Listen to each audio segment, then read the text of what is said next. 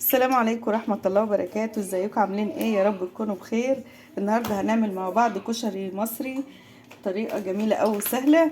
وأول حاجة هنبتديها إن شاء الله معانا البصل جوانح كده، احنا هنقطعها. شوف أنا بعملها بالطول طرنشات زي ما انتم شايفين، دي أسهل حاجة اهي.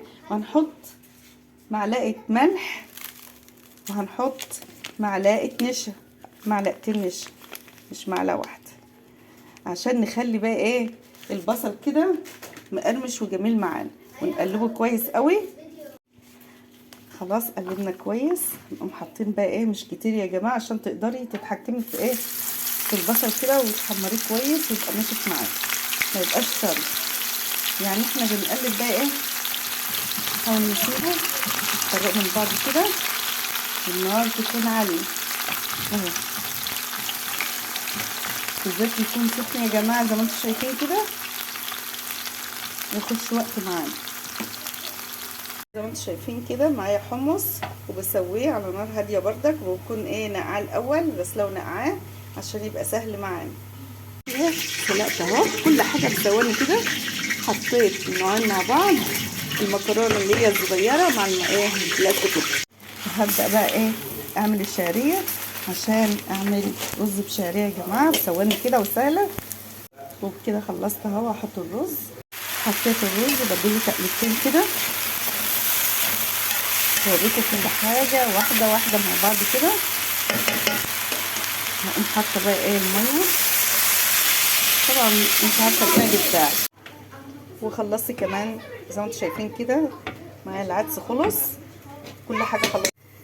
حطينا بقى ايه هنعمل ايه الشطه بتاعتنا. حطينا هنا معلقتين زيت، وهنحط الشطه اول ما الزيت يسخن معانا اهو زي ما انتم شايفين كده اهو. وهزودها بقى ايه شويه صلصه في الاخر اهو. عملنا المكرونه وعملنا الرز والبصل، جهزنا كل حاجه زي ما انتم شايفين ما شاء الله.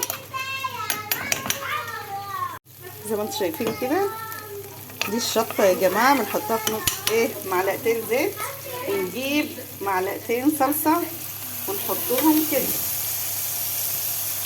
دي يا جماعه اللي هي الشطه اللي بتتباع بره خلاص اهو. واجيب شويه ميه من سليق، حبه صغيرين كده، سلق الايه الحمص اهو، بنخففها شويه ونقوم حاطين لها ملح والفلفل اهو.